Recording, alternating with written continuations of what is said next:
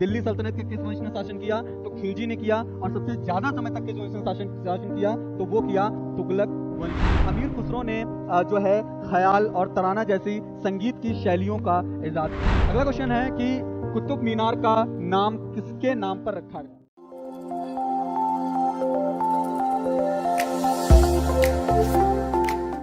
Hello, नमस्कार, आदाब and सत श्री अकाल। स्वागत है आपका एग्जाम 30 के प्लेटफॉर्म पे। एग्जाम 30 एक ऐसा प्लेटफॉर्म जहां आपको मिलती हैं स्टेट लेवल कॉम्पिटिटिव एग्जाम्स की तैयारी करने की आसान सी राह। एग्जाम 30 आपके साथ जुड़ा हुआ है आपके सपनों को साकार करने के लिए।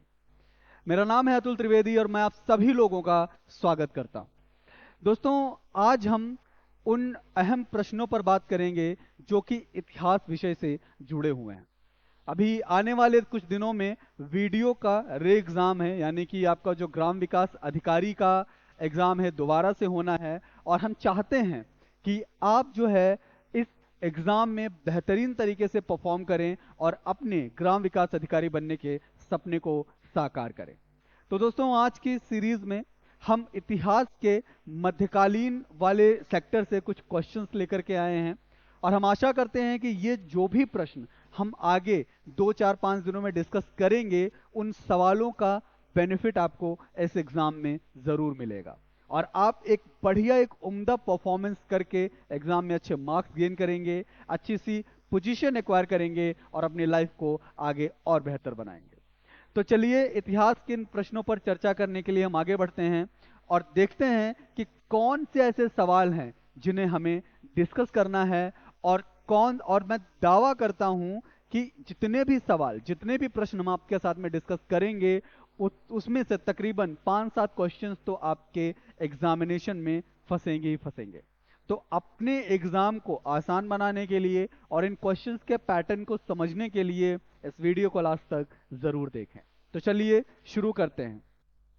इसमें पहला क्वेश्चन हमारा जो है वो ये है कि निम्नलिखित में से कौन सही सुमेलित है? चौसा का युद्ध 1538, कन्नौज का युद्ध 1539, हल्दी घाटी का युद्ध 1576 या फिर खानवा का युद्ध 1657। अगर हम गौर फरमाएं तो चौसा के युद्ध की अगर हम बात करते हैं तो चौसा का युद्ध दोस्तों 1538 में नहीं बल्कि चौसा का युद्ध हुआ था 1539 में।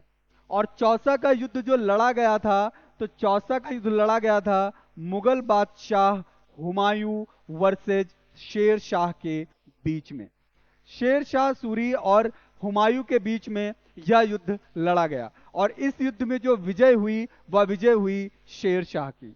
शेर शाह इस युद्ध में विजयी रहा और फिर उसने फरीदुल-उद-दीन क्या एक टाइटल अडॉप्ट किया जिस टाइटल का नाम था फरीद अल दीन।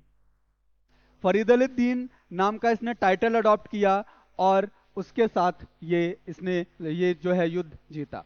दोस्तों, अगर चौसा की बात करें तो चौसा जो है आज के आधुनिक बिहार में है। जो आज का बिहार है, बिहार में एक जिला पड़ता है जिस जिले का नाम है बक्सर। तो बक्सर में स्थित है चौसा नाम का एक गांव, वहीं पर यह लड़ाई लड़ी गई थी। जब हम बक्सर का नाम सुनते हैं तो बक्सर का नाम सुनते ही हमारे दिमाग में, हमारे जहन में एक चीज और आती है जो कि आती है बक्सर की लड़ाई। अगर बक्सर की लड़ाई की बात करें तो बक्सर का जो युद्ध है वो ब्रिटिश ईस्ट इंडिया कंपनी के द्वारा लड़ा गया था 1764 में।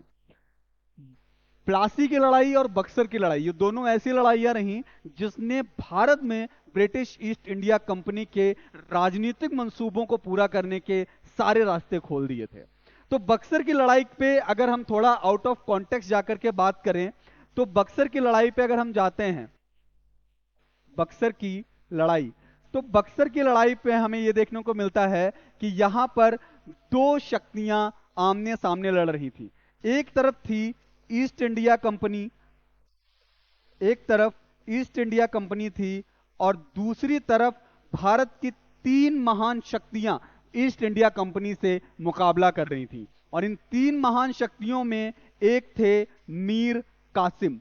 मीर कासिम दोस्तों जो कि उस समय बंगाल के नवाब थे। बंगाल के नवाब थे मीर कासिम, वो शामिल थे। दूसरी तरफ थे शाह आलम द्वितीय। शाह आलम सेकंड जो दोस्तों थे वो थे मुगल बादशाह। और उसके साथ साथ एक तरफ इसमें और शामिल थे शुजाउद्दौला। शुजाउद्दौला शुजाउद्दौला जो थे वो अवध के नवाब थे, अवध नवाब। तो तीन महान शक्तियां जो थी वो अंग्रेजों का मुकाबला कर रही थी बक्सर की लड़ाई में। बक्सर की लड़ाई लड़ी गई 1764 में, और बक्सर की इस लड़ाई में ईस्ट इंडिया कंपनी की तरफ से जो लीड कर रहे थे वो कर रहे थे हेक्टर मुनरो। और इस युद्ध में जो विजय मिली वो मिली ईस्ट इंडिया कंपनी को। तो बक्सर की लड़ाई वो लड़ाई थी जिससे कि अंग्रेजों के राजनीतिक मंसूबे जो हैं वो पूरे हो सके, और आगे चल करके उन्होंने 200 साल तक भारत पर शासन किया। ऐसी कंपनी जो कि भारत में प्रवेश करती है अपने व्यापारिक हितों को पूरा करने के लिए, उसके सारे ऑब्जेक्टिव, सारे उद्देश्य कब राजनीतिक हो गए ये पता ही नहीं चला। देन नेक्स्ट ऑप्शन पे अगर हम बात करें कन्नौज के युद्ध का, तो कन्नौज का युद्ध यहां दिया है 1539, लेकिन कन्नौज का युद्ध 1539 नहीं बल्कि 1540 में हुआ था। और कन्नौज का ये युद्ध हुमायूं और शेर शाह के बीच में हुआ था। कन्नौज के इस युद्ध को बिलग्राम के युद्ध के नाम से भी जाना जाता है, बिलग्राम का युद्ध। और इस युद्ध में ये जो हुमायूं और शेरशाह के बीच हुआ, इसमें फिर शेरशाह की विजय होती है और शेरशाह विजयी रहता है। हल्दी घाटी के युद्ध की बात करें तो हल्दी घाटी का युद्ध 1576 में, सही ऑप्शन है 1576 में हल्दी घाटी का युद्ध हुआ। और हल्दी घाटी का जो युद्ध हुआ वह हुआ महाराणा प्रताप और अकबर के बीच में, महाराणा प्रताप वर्सेस अकबर। और इस युद्ध में अकबर को विजय मिलती है। हल्दी घाटी के युद्ध में महाराणा प्रताप और अकबर के बीच में जब ये युद्ध हुआ तो इस युद्ध में महाराणा प्रताप को भील जनजाति का समर्थन प्राप्त हुआ। जो भील जनजाति थी, भील जनजाति ने महाराणा प्रताप को अपना समर्थन प्रदान किया। और अकबर को जो समर्थन दिया, अकबर की सेना को जो लीड किया, वो लीड किया था आमेर के राजा मान सिंह ने। आमेर के राजा मान सिंह ने अकबर की सेना को लीड किया। और इस हल्दी घाटी के मैदान में जो लड़ाई हुई उसमें अकबर विजयी रहता है। अकबर जो कि मुगल वंश का शासक था और महाराणा प्रताप इस तरफ जो है इस युद्ध में शामिल थे। अगले ऑप्शन पे आए तो खानवा के युद्ध की बात करते हैं। तो खानवा का युद्ध 1657 में ना होकर के खानवा का युद्ध हुआ था 1527 में। 1527 में खानवा का जो युद्ध हुआ ये हुआ बाबर वर्सेस राणा सांगा। बाबर और राणा सांगा के बीच में खानवा की ये लड़ाई हुई। और बाबर जो कि मुगलिया सल्तनत का संस्थापक कहा जाता है, काबुल से चलकर भारत में बाबर ने प्रवेश किया और 1526 में मुगल वंश की जो है वो स्थापना की। मुगल वंश की जो स्थापना किसके द्वारा की गई? मोहम्मद जहीरुद्दीन बाबर के द्वारा की गई। तो बाबर और राणा सांगा के बीच में खानवा का युद्ध हुआ जिसमें बाबर विजयी रहता है। इसके साथ साथ एक चीज और है कि कभी कभी सवाल ये भी आ जाते हैं कि बाबर ने कितनी लड़ाइयां लड़ी। तो बाबर ने कुल मिलाकर के जो है पहली लड़ाई अपनी 1526 में जो लड़ी वो लड़ी पानीपत की लड़ाई, पानीपत की लड़ाई। उसके बाद में बाबर ने जो दूसरी लड़ाई लड़ी तो वो लड़ी खानवा की लड़ाई जो कि राणा सांगा और बाबर के बीच में हुई थी। तीसरी लड़ाई जो इन्होंने लड़ी चंदेरी की लड़ाई, और चौथी लड़ाई जो लड़ी वो लड़ी घाघरा की लड़ाई। तो 4 लड़ाइयां बाबर ने जो है 1526 से ऑनवर्ड लड़ी। तो ये भी एक इंपॉर्टेंट सेगमेंट है आपके एग्जाम के पॉइंट ऑफ व्यू से। तो दोस्तों इधर हम बात करें तो चौसा का युद्ध वो करेक्टली मैच नहीं है, वो 1538 में नहीं बल्कि 1539 में लड़ा गया हुमायूं और शेरशाह के बीच में। शेरशाह विजयी रहा जिसने फरीदुद्दीन जो टाइटल अडॉप्ट किया। और आधुनिक चौसा जो है वो आधुनिक बिहार के बक्सर जिले में गांव है वहां पर स्थित है। और बक्सर की लड़ाई की हमने बात करी तो कुल मिलाकर के इस ऑप्शन में हम देखते हैं सही ऑप्शन में मिलता है सी, हल्दी घाटी का युद्ध। अगला क्वेश्चन है कि गाजी मलिक किस वंश का संस्थापक था? तुगलक, सैयद, खिलजी या फिर लोदी? तो गाजी मलिक तुगलक वंश का संस्थापक था। तो होता क्या है कि अगर हम देखें तुगलक वंश जो था, तुगलक वंश से पहले खिलजी वंश जो है वो अस्तित्व में था। तो खिलजी वंश में क्या हुआ कि 1316 में 1316 में अलाउद्दीन की डेथ हो जाती है, अलाउद्दीन की मृत्यु हो जाती है। और अलाउद्दीन की मृत्यु के बाद में मलिक कफूर, मलिक कफूर दोस्तों जो है वो अलाउद्दीन की जो दक्षिण विजय थी, जो देवगिरी का अभियान था, उसमें मलिक कफूर ने जो है अलाउद्दीन का काफी साथ दिया था। तो अलाउद्दीन की डेथ के बाद में मलिक कफूर शासक बनता है। मलिक कफूर की हत्या कर देता है मुबारक। तो मुबारक जो है मलिक कफूर के बाद में रहता है और मुबारक की हत्या कर देता है खुसरो खान। और खुसरो खान जो है वो कुछ छोटे टाइम पीरियड के लिए, एक शॉर्ट पीरियड के लिए शासक रहता है। और खुसरो खान के बाद में गाजी मलिक जो है वो सत्ता संभालता है। और गाजी मलिक जब सत्ता संभालता है तो ये नए वंश की स्थापना करता है जिसका नाम है तुगलक वंश। और तुगलक वंश की स्थापना करने के बाद यही गाजी मलिक अपना नाम बदलता है और अपना नाम रखता है गियासुद्दीन तुगलक।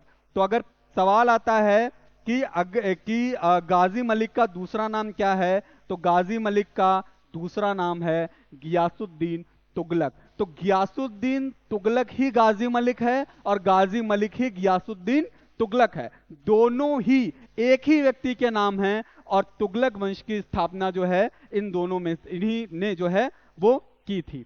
अगर सैयद वंश की बात करें तो सैयद वंश का जो संस्थापक है, सैयद वंश का संस्थापक है खिज्र खान। तो खिज्र खान ने सैयद वंश की स्थापना की थी। खिलजी वंश की स्थापना की थी जलालुद्दीन खिलजी ने।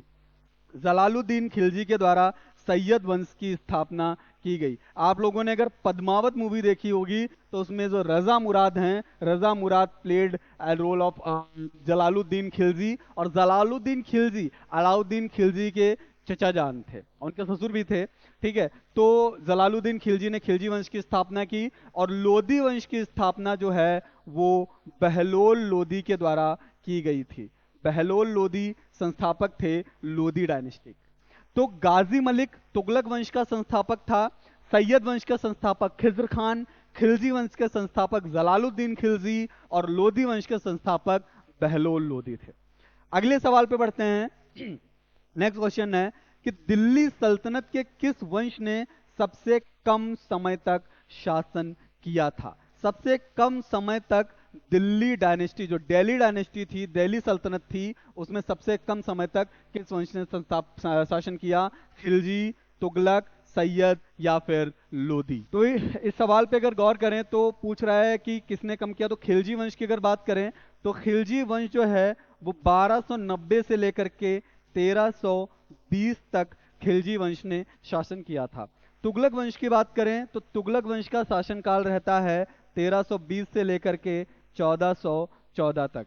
और सैयद वंश की बात करें तो सैयद वंश का शासन रहता है 1414 से 1451 तक। और 1451 के बाद में फिर आती है लोदी डायनेस्टी, जिसका कालखंड रहता है 1451 से लेकर के 1526 तक। अब इस क्वेश्चन में ये पूछा कि किसका ड्यूरेशन जो सबसे शॉर्ट पीरियड तक रहा, तो खिलजी वंश जो है, खिलजी वंश का ड्यूरेशन सबसे कम समय तक रहा। खिलजी वंश ने केवल 30 साल तक शासन किया। उससे पहले जो गुलाम डायनेस्टी थी, जिसको कुतुबुद्दीन ऐबक ने स्थापित किया था, तो 1206 में कुतुबुद्दीन ऐबक ने गुलाम वंश की स्थापना की। और 1206 के से लेकर के गुलाम वंश जो है 1290 तक अस्तित्व में रहा। तो गुलाम वंश ने 84 साल तक शासन किया। उसके बाद में खिलजी वंश ने 30 साल तक शासन किया। तुगलक वंश के शासनकाल की बात करें तो सबसे लंबा टाइम पीरियड तुगलक वंश का है, जिसने 94 साल तक शासन किया। और उसके बाद में फिर 37 साल तक शासन किया सैयद वंश ने और 75 साल तक शासन किया लोदी वंश ने। तो सबसे शॉर्ट ड्यूरेशन पूछा जाता है, सबसे कम समय तक दिल्ली सल्तनत के किस वंश ने शासन किया, तो खिलजी ने किया। और सबसे ज्यादा समय तक किस वंश ने शासन किया, तो वो किया तुगलक वंश ने। तुगलक वंश जिसके संस्थापक तो थे गाजी मलिक यानी कि गियासुद्दीन तुगलक। ठीक है, अगला सवाल है कि वहिंद का युद्ध निम्नलिखित में से किसके बीच लड़ा गया था। तो वहिंद का युद्ध महमूद गजनी और आनंद पाल, महमूद गजनी और जयपाल, मोहम्मद गौरी और पृथ्वीराज चौहान, मोहम्मद गौरी और जयचंद। तो वहिंद का जो युद्ध है वो महमूद गजनी और आनंद पाल के बीच में लड़ा गया था। पहला क्वेश्चन हमारा ये सही होगा, ए। तो महमूद गजनी और आनंद पाल जो कि पंजाब का एक शाही वंश है, कहाँ का, पंजाब का, तो उसके राजा थे। और महमूद गजनी और आनंद पाल के बीच में यह लड़ाई लड़ी गई, जिसमें महमूद गजनी जो है वो विजयी रहा। और यह लड़ाई लड़ी गई 1008 एडी में। 1008 एडी में इन दोनों के बीच में यह युद्ध हुआ, जिसको वहिंद के युद्ध के नाम से जाना जाता है।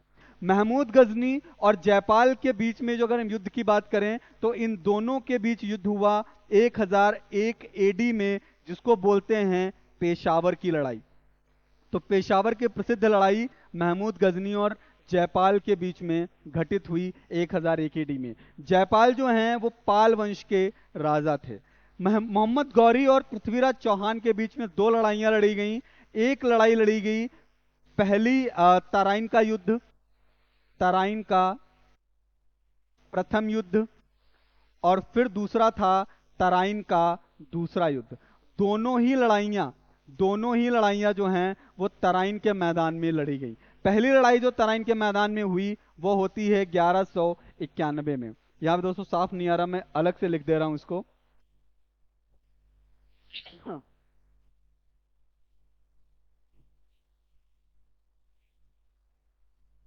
मोहम्मद गौरी और पृथ्वीराज चौहान,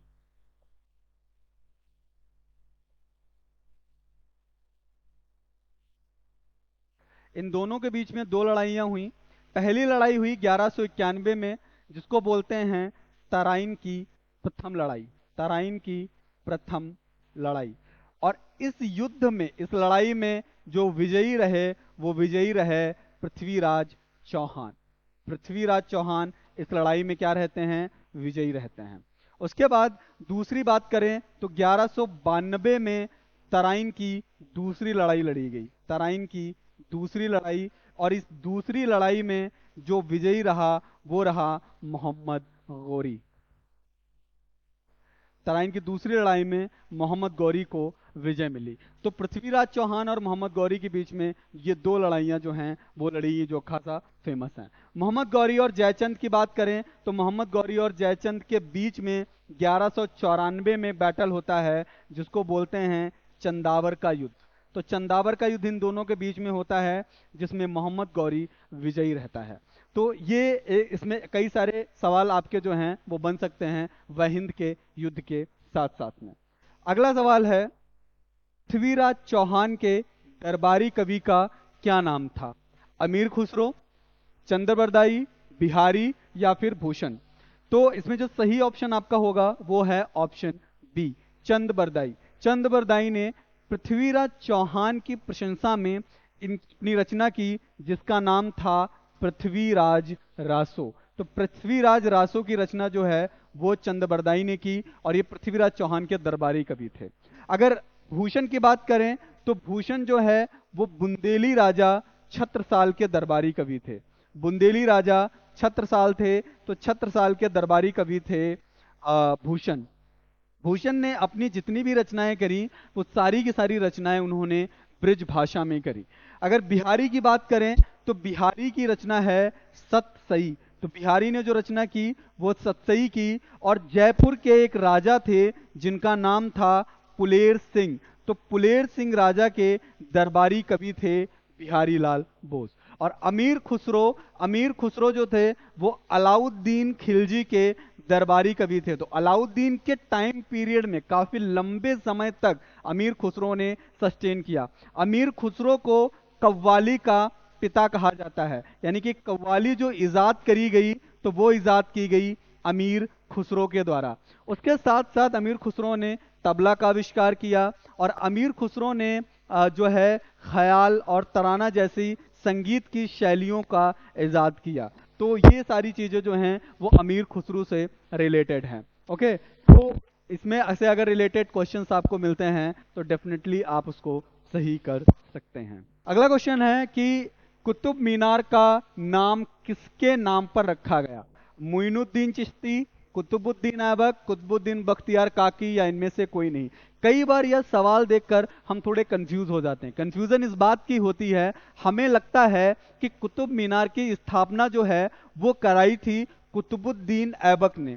तो जाहिर सी बात है कि कुतुबुद्दीन ऐबक ने अगर स्थापना कराई तो कुतुब मीनार का नाम कुतुबुद्दीन ऐबक के नाम पर होगा, लेकिन ये सही नहीं है। कुतुबुद्दीन जो कुतुब मीनार का नाम है वो दिल्ली के प्रसिद्ध सूफी संत थे जिनका नाम था कुतुबुद्दीन बख्तियार काकी, तो उनके नाम पर कुतुब मीनार का नाम जो है वो पड़ा। कुतुब मीनार की स्थापना जो है वो कुतुबुद्दीन ऐबक ने ही कराई थी। अगर कुतुब मीनार की बात करें तो कुतुब मीनार जो है वो दिल्ली के मेहरौली, साउथ दिल्ली में एक जगह है जिसका नाम है मेहरौली, वहां पर स्थित है। कहाँ स्थित है? मेहरौली में स्थित है। और यूनेस्को यानी कि यूनेस्को जो है, यूनेस्को की विश्व धरोहर सूची में भी इसका नाम है। यूनेस्को की विश्व धरोहर सूची, यूनेस्को वर्ल्ड हेरिटेज साइट में भी कुतुब मीनार का नाम है। और कुतुब मीनार की स्थापना जो कराई वो कुतुबुद्दीन ऐबक ने कराई। उसके बाद में फिर इसके कई माले, कई स्टोरेज जो हैं वो बने इल्तुतमिश के टाइम पीरियड में, सिकंदर लोदी के टाइम पीरियड में, तो वो जो है उसका निर्माण आगे ऑनवर्ड होता रहा। कुतुबुद्दीन ऐबक की अगर बात करें तो कुतुबुद्दीन ऐबक ने 1206 में गुलाम वंश की स्थापना की। कुतुबुद्दीन ऐबक मोहम्मद गौरी का गुलाम था। मोहम्मद गौरी ने जब चंदावर के युद्ध में जयपाल को हराया, तो जयपाल को हराने के बाद में जो मोहम्मद गौरी था वो वापस अपने गौर साम्राज्य चला गया। उसके बाद में भारत में पूरी बागडोर जो संभाली वो कुतुबुद्दीन ऐबक ने संभाली और 1206 में उसने गुलाम वंश की स्थापना की। कुतुबुद्दीन ऐबक को लाख बख्श के नाम से भी जाना जाता है। लाख बख्श यानी कि लाखों का दान देने वाला। तो ये चीजें जो हैं वो कुतुब मीनार के कॉन्टेक्स्ट में हैं। लिखित में से कौन दरवेश राजा के नाम से प्रसिद्ध है? ये सवाल देखने से पहले हमें ये जानना होगा कि आखिर दरवेश का मतलब क्या होता है। दरवेश का मतलब ये होता है जो खुदा का प्रिय हो, जो अपने माता पिता का दुलारा हो, जो सबसे ज्यादा प्यारा हो, जो पवित्र व्यक्ति हो, यानी कि जो सैक्रेड मैन है, जो पवित्र व्यक्ति है, उसको बोला जाता है दरवेश। तो दरवेश राजा की जो उपाधि है वो उपाधि मिली नसीरुद्दीन शाह को। नसीरुद्दीन शाह जो कि इल्तुतमिश का बड़ा बेटा था। इल्तुतमिश की जब डेथ हुई तो इल्तुतमिश की डेथ के बाद में सक्सेसर वॉर हुआ जिसमें कुछ दिनों तक उसके बेटे नसीरुद्दीन शाह ने शासन किया। देन उसके बाद में रुकनुद्दीन फिरोज ने शासन किया। फिर जो है उसकी बेटी रजिया सुल्तान जो है वो शासक बनी। तो नसीरुद्दीन शाह को बोला जाता है दरवेश राजा के नाम से जाना जाता है। बलबन का इसमें ऑप्शन है। अगर बलबन की बात करें तो बलबन जो है वो गुलाम वंश का एक शासक था और बलबन ने, ठीक है, कई सारी नीतियां जो हैं वो लागू करी अपनी किंगशिप का। बलबन का जो राजत्व का सिद्धांत है वो काफी इंपॉर्टेंट है। तो बलबन ने रक्त एवं युद्ध की नीति का इजाद किया। रक्त एवं युद्ध की नीति को उसने अपनाया। उसके साथ साथ में बलबन ने सिजदा और पाबोस, सिजदा यानी कि जो उसका नवाब है, जो राजा है, उसको लेट कर प्रणाम करना, और उसके साथ साथ में पाबोस जो है, पाबोस का मतलब होता है कि जो शासक है उसके चरणों को चूमना। तो सिजदा और पाबोस को इजाद किया। और उसके साथ में एक फारसी उत्सव होता है, फारसी त्योहार है जिसका नाम है नवरोज। तो नवरोज की शुरुआत भी किसके द्वारा की गई? वो बलबन के द्वारा की गई। उसके साथ मसूद शाह इतना इंपॉर्टेंट नहीं है। इल्तुतमिश के कॉन्टेक्स्ट में अगर बात करें तो कुतुबुद्दीन ऐबक की डेथ के बाद में जो मेन आराम शाह कुछ दिनों के लिए शासक बनता है जो कि कुतुबुद्दीन ऐबक का बेटा था, लेकिन जो इल्तुतमिश था उसको गुलाम का गुलाम कहा जाता है। इल्तुतमिश को कहा जाता है गुलाम का गुलाम। तो कई सारे दिल्ली गुलाम वंश के ऐसे अमीर थे जिनके मन से नहीं था कि इल्तुतमिश को राजा बनाया जाए, लेकिन तमाम संघर्षों के बाद में इल्तुतमिश जो है वो जो है शासक बनता है। और इल्तुतमिश संस्थापक था शमसी वंश का। शमशी वंश का संस्थापक था इल्तुतमिश, और इल्तुतमिश जो था वो एक इल्बरी तुर्क था। अगर पूछते हैं कि इल्तुतमिश कौन सा तुर्क था, तो वो इल्बरी तुर्क था, और कुतुबुद्दीन ऐबक का गुलाम और दामाद दोनों था। कुतुबुद्दीन और इल्तुतमिश की डेथ के बाद में फिर नसीरुद्दीन शाह, रुकनुद्दीन फिरोज, रजिया सुल्तान और बलबन, इन लोगों ने जो है आगे ऑनवर्ड शासन किया। अगला क्वेश्चन है कि बलबन के समकालीन सुप्रसिद्ध कवि का क्या नाम था? ऐसा कौन सा पोएट था जो बलबन का कॉन्टेम्परेरी था? अबुल फजल, फिरदौसी, अलबरूनी या अमीर खुसरो? तो इसमें सही ऑप्शन है अमीर खुसरो। अमीर खुसरो जो था वो अलाउद्दीन खिलजी का दरबारी कवि था और बलबन का कॉन्टेम्परेरी कवि यानी कि समकालीन कवि था। और अमीर खुसरो के रिगार्डिंग हम पहले भी बात कर चुके हैं अभी थोड़े कि अमीर खुसरो को कव्वाली का पिता कहा जाता है। इन्होंने जो है तराना है या ख्याल है उसका इजाद किया था, तबला का आविष्कार किया था, और उसके साथ साथ ये निजामुद्दीन औलिया के जो डिसिपल थे, शिष्य भी थे। ठीक है। और अबुल फजल जो थे, अबुल फजल अकबर के दरबारी कवि थे। अबुल फजल जो थे वो अकबर के दरबारी कवि थे, और अबुल फजल ने आईने अकबरी, आईने अकबरी और अकबरनामा की रचना की थी। ये दोनों बहुत इंपॉर्टेंट है इस कॉन्टेक्स्ट में। ठीक। अलबरूनी की बात करें तो अलबरूनी को जो है अलबरूनी ने किताबुल हिंद लिखा था। अलबरूनी क्या क्या लिखा था? अलबरूनी ने लिखा था किताबुल हिंद। और अलबरूनी जो बिलोंग करता है था, अलबरूनी ख्वारिज्म से बिलोंग करता था। और अलबरूनी जब भारत यात्रा पे आया तो जब महमूद गजनी ने इंडिया पे अटैक किया तो उसके साथ में अलबरूनी भारत की यात्रा पर आया था। तो ये इसमें चीजें हैं। नेक्स्ट क्वेश्चन है मलिक काफूर कौन था? शाहजहां का दरबारी कवि या औरंगजेब द्वारा नियुक्त बिहार का गवर्नर, अलाउद्दीन खिलजी का दक्षिण अभियान का विजय का सेनापति या शिवाजी के विरुद्ध औरंगजेब का सेनापति? तो मलिक काफूर अलाउद्दीन खिलजी का दक्षिण विजय का सेनापति था। अलाउद्दीन खिलजी को बोलते हैं that he was an important man, एक समलैंगिक व्यक्ति था। ठीक है। और ऐसा बोला जाता है, कुछ र्यूमर्स अफवाहें हैं कि मलिक काफूर जो था उसके अलाउद्दीन खिलजी के साथ में कुछ संबंध थे। ठीक है। अब वो कैसे थे कैसे नहीं था वी डोंट नो, लेकिन जब अलाउद्दीन खिलजी अपने दक्षिण विजय की तरफ गया, उसका देवगिरी अभियान जब हुआ, तो उस अभियान में सेनापति की जो भूमिका निभाई वो निभाई थी मलिक काफूर ने। नेक्स्ट क्वेश्चन है दिल्ली सल्तनत का प्रथम सुल्तान जिसने स्थायी सेना रखी थी? तो दिल्ली सल्तनत का प्रथम सुल्तान बाबर, बलबन, अलाउद्दीन खिलजी या फिर मोहम्मद बिन तुगलक? तो इसमें सही ऑप्शन है अलाउद्दीन खिलजी। दिल्ली सल्तनत का अलाउद्दीन खिलजी पहला प्रथम सुल्तान था जिसने स्थायी सेना रखी थी। और अलाउद्दीन खिलजी ने जो स्थायी सेना रखी थी वह स्थायी सेना इंस्पायर्ड थी टर्किश आर्मी से। तुर्कों की सेना से काफी ज्यादा क्या थी? प्रभावित थी।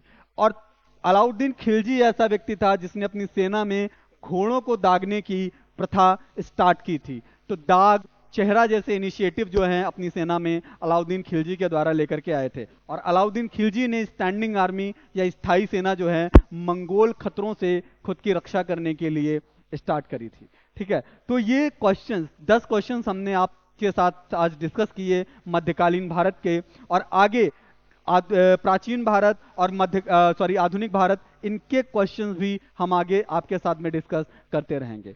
तो अपनी तैयारी को और बेहतर बनाने के लिए और हमारे आत्मविश्वास को भी आगे बढ़ाते रहने के लिए इन वीडियो को जरूर देखें पूरा, चैनल को लाइक कीजिए, सब्सक्राइब कीजिए, ताकि हम ऐसे ही इंपॉर्टेंट कंटेंट आप लोगों के साथ में डेली साझा करते रहें।